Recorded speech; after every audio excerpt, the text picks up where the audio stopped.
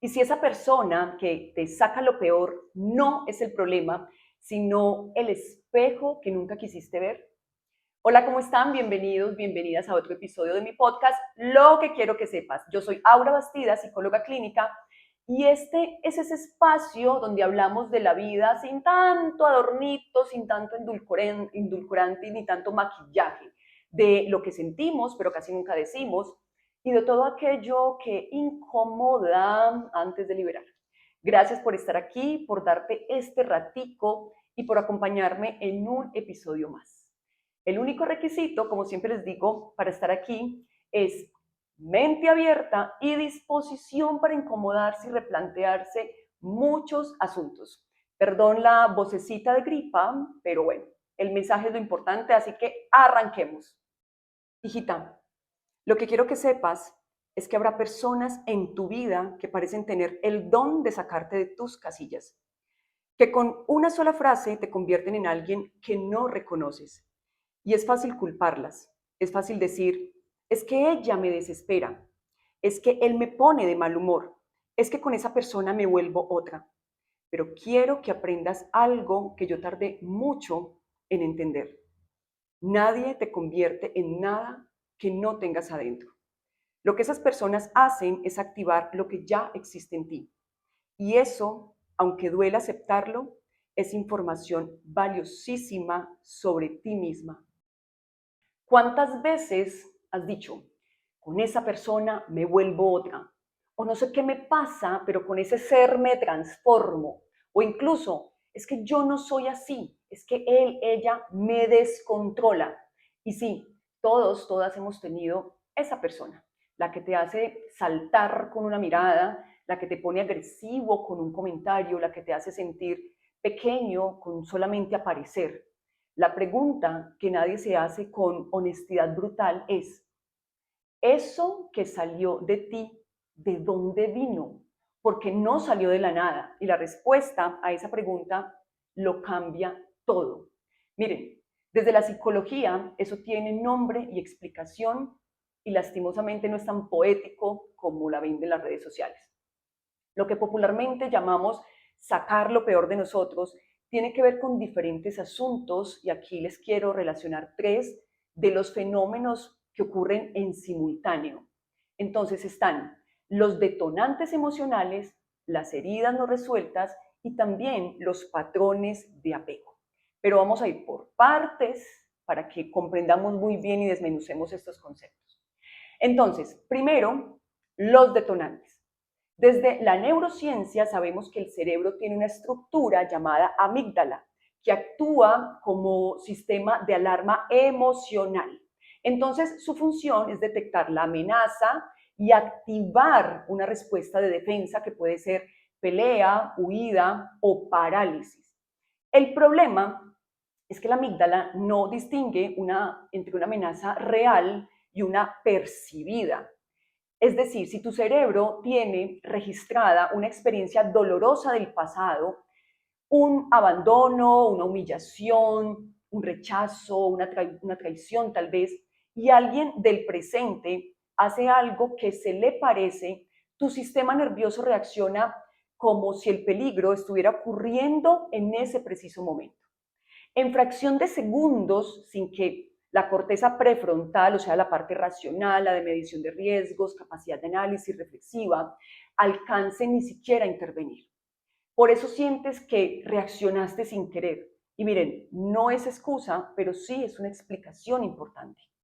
Segundo, entonces, las heridas. Miren, el psiquiatra Bessel van der Kolk en su libro El cuerpo lleva la cuenta, se lo recomiendo, explica que el trauma, y aquí no hablo solamente de grandes tragedias, sino también de lo cotidiano que te dejó alguna marca.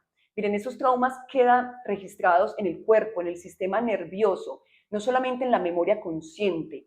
Entonces, cuando algo en el presente activa esa huella, la reacción es visceral, automática, a veces hasta desproporcionada para lo que está pasando en ese momento, pero fue perfectamente proporcional para lo que pasó en ese entonces.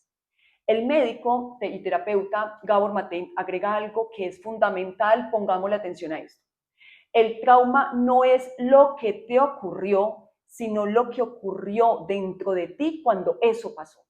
Es decir, dos personas pueden vivir la misma situación y salir con heridas, traumas completamente distintos. Lo que te dejó marca fue el impacto emocional, no el evento en sí. Tercero, el apego de nuestro queridísimo John Bowlby, que yo creo que lo estoy quemando en este podcast, y es que él nos mostró que la forma en que aprendimos a vincularnos en la infancia, ya sea con cuidadores presentes, ausentes, impredecibles, atemorizantes, inestables, en fin, esto crea una plantilla emocional que usamos de adultos sin darnos cuenta. Entonces, esa plantilla filtra cómo interpretamos los gestos del otro, cómo leemos el silencio, cómo respondemos también al conflicto. Hay personas que por su forma de ser activan exactamente esa plantilla. No porque sean malas necesariamente, aunque tenemos que ser claros, algunos sí lo son y adrede, pero no porque sean malas necesariamente, sino porque algo en ellas resuena con algo que ya conoces desde muy adentro y desde muy atrás. Bueno, y entonces, ¿cómo se ve esto en la vida real, en la cotidianidad? Porque la teoría está muy bien, muy importante, pero en mi opinión, si no la podemos reconocer en el día a día, para mí de poco sirve. Miren, está la persona, por ejemplo, que con su madre se convierte en adolescente de 16 años cada vez que hablan. Defensiva, cortante, con ganas de colgarle antes de que la mamá termine la frase. Y de afuera es calmada, empática, maneja conflictos laborales con elegancia, con diplomacia. Pero algo en ese tono maternal activa tal vez años de crítica no resuelta y ahí sale la versión que ella misma no reconoce. Está también el que con su jefe se vuelve sumiso hasta el extremo, incapaz de decir que no, tragándose injusticias con una sonrisa y asintiendo sin poner límites. Exactamente así aprendió a sobrevivir con un padre tal vez impredecible. Está también la que con una pareja explota por cosas que parecen mínimas, que no contestó el mensaje, que llegó tarde, que no la miró bien, en fin. Pero nada de eso son sobre el mensaje ni la tardanza. Son sobre el miedo tal vez al abandono que aprendió de niña cuando tal vez la mamá desaparecía emocionalmente. Esos son ejemplos. Y ojo, con esto no quiero que nos victimicemos para culpar a la infancia de todo, tampoco para decir que las personas que nos descontrolan no tienen ninguna responsabilidad en la dinámica, porque finalmente sí hay personas que genuinamente son manipuladoras, controladoras, provocadoras, que pulsan todos los botones con intención. Eso existe y es real. Pero aún, miren, aún en esos casos, la pregunta más útil no es ¿por qué me hace esto? Sino ¿por qué yo reacciono así? Y no es porque la culpa sea tuya necesariamente, sino porque lo único que puedes controlar eres tú.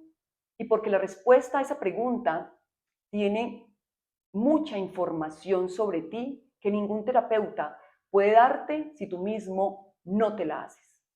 Bueno, y también hay que decir algo que suena un tanto incómodo, pero que es muy importante, y es que a veces lo que nos saca lo peor no es una herida del pasado, sino que esa persona está cruzando límites reales y nuestra reacción es legítima. Es decir, enojarse con quien te falta el respeto no es una herida no resuelta, es una respuesta sana. El problema es cuando la reacción es desproporcionada, cuando ocurre con varias personas distintas de manera frecuente, cuando nos hace actuar de formas que no queremos y que después nos arrepentimos y también lamentamos. Ahí sí hay algo más profundo que mirar.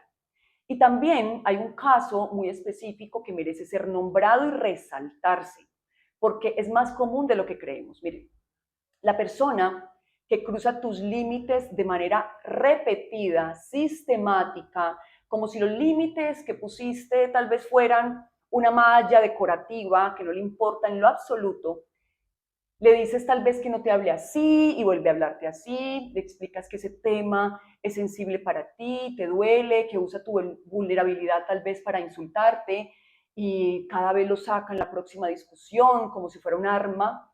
Miren, le pones un cerco y aparece al otro lado con cara de inocente. Miren, esa persona no es un detonante ocasional, es un taladro constante sobre la misma herida. Y claro que te estás volviendo más reactivo, más intolerante, más explosivo con el tiempo, y no es porque seas una persona desequilibrada, sino porque hay una herida que todavía no ha cicatrizado y que alguien lleva semanas, meses o hasta años punzando con constancia y sin piedad. En ese punto, la pregunta no es ¿por qué reaccionas tan fuerte?, sino por qué sigues poniendo tu herida, tu vulnerabilidad al alcance de quien ya demostró que no le importa cuidarla. Porque a veces la desregulación emocional no es la enfermedad, no es el problema, es el síntoma de que llevas demasiado tiempo tolerando lo intolerable. Y como siempre, aquí les voy a dejar 3 de mis recomendaciones. Ya saben, son generalidades, no recetas. Entonces, primera, hazte la pregunta que nadie se quiere hacer. ¿Qué dice de mí lo que esta persona activa en mí? No para culparte, sino para aprender. Si con cierta persona siempre terminas siendo agresivo, controlador, ansioso, sumiso, esa reacción es dato. ¿Qué necesidad no satisfecha aparece tal vez? ¿Qué miedo se activa? ¿Qué situación del pasado se parece a esto? ¿Qué límites debo poner o qué límites está cruzando esta persona de manera repetida? La persona que te descontrola es, sin quererlo, un mapa de lo que aún no has revisado en ti, del lugar en el que estás, del por qué estás en ese vínculo. Y ese mapa vale oro si tienes la valentía de leerlo y mirarlo de frente. 2. Aprende a regularte antes de reaccionar, no después de arrepentirte. Eso suena muy fácil y es una de las tareas más difíciles. Miren, cuando sientas que el sistema se está activando, entonces se te aprieta el pecho, se aceleran los pensamientos, el cuerpo se tensa, tal vez tiemblas. Ese es el momento. No el momento de hablar, sino el momento de pausar. Respirar no es un cliché de bienestar, es regulación del sistema nervioso automático. Miren, cuando respiras profundo y despacio, activas el nervio vago y envías una señal de calma al cuerpo. Y cuando el cuerpo se calma, la corteza prefrontal vuelve a funcionar. Lo que rompe vínculos a veces no, y las relaciones no es la emoción, no es no sentir enojo, es lo que hacemos cuando estamos activados y sin regular. Te sugiero la estrategia 4-4-4. Miren, inhalo en 4, hagámoslo juntos. Sostengo en 4, exhalo en 4. Y lo repito 4 veces como mínimo. 3. Distingue entre lo que es tuyo y lo que es del otro y actúa en consecuencia. Mira, si identificas que tu reacción viene de heridas viejas, es tuya y necesitas trabajarla, ya sea con terapia, con acompañamiento, con conciencia real, no solamente con podcasts y frases lindas de Instagram y decir, ay, sí soy. Aunque los podcasts y los libros ayudan, claro, obvio, no dejen de escuchar el mío, evidentemente, pero no es suficiente. Miren, pero si identificas que esa persona está cruzando límites reales, faltándote al respeto o manipulando, tienes derecho a alejarte, a poner límites, a tomar distancia si es necesario, incluso sin explicaciones. No tienes que quedarte cerca de alguien que te hace daño solo para trabajar tus reacciones. Puedes trabajar las dos cosas al mismo tiempo, lo tuyo adentro y también la distancia necesaria afuera. Y bueno, hemos llegado al final y finalmente lo que quiero que sepas es que nadie te saca lo peor. Algunas personas activan lo que ya estaba adentro esperando ser visto, revisado, trabajado. Y eso, aunque duela en el momento, es una oportunidad disfrazada de conflicto. Ojo, no le vamos a llamar maestros a las personas que nos hacen daño. Pero miren, por cada vez que alguien te descontrola y te preguntas con honestidad, ¿qué dice esto de mí? Estás eligiendo crecer en lugar de solamente reaccionar. Y no se trata tampoco de aguantar lo que te hace daño, no se trata de quedarte donde no te hacen bien, se trata de no irte de esa experiencia sin aprender lo que tiene para enseñarte sobre ti.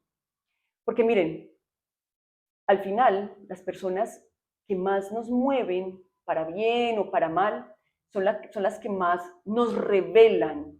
Y lo que hacemos con esa revelación, con esa información que obtenemos de nosotros mismos, determina si seguimos repitiendo la historia o empezamos a escribir una nueva. Y gracias por quedarte hasta el final. Y miren, si este episodio, cualquier cosita que se haya mencionado, te tocó alguna fibra, te hizo pensar en alguien, inclusive en ti mismo, no se lo queden para ustedes solitos. Miren, compártanlo. No sabes a quién le puede llegar en el momento que lo necesita. Dale like, déjame tu comentario, eso no te cuesta nada, pero sí ayuda mucho a que lleguen a muchas otras personas. Si estás en Spotify, regálame las 5 estrellitas, que ayudan de verdad un montón. Y si me estás viendo en YouTube, suscríbete y activa la campanita para que no te pierdas ningún episodio, que por ahora la regularidad está una vez al mes, no quiero cansarlos con tanto tema, ni grabar cualquier cosa por seguir algoritmo. Me encuentras en Instagram y en TikTok como @aurasaludmental, donde seguimos creando comunidad y hablando de todo eso que a veces no decimos, pero que a todos nos pasa. Nos vemos y escuchamos en el próximo episodio. Un abrazo y chao.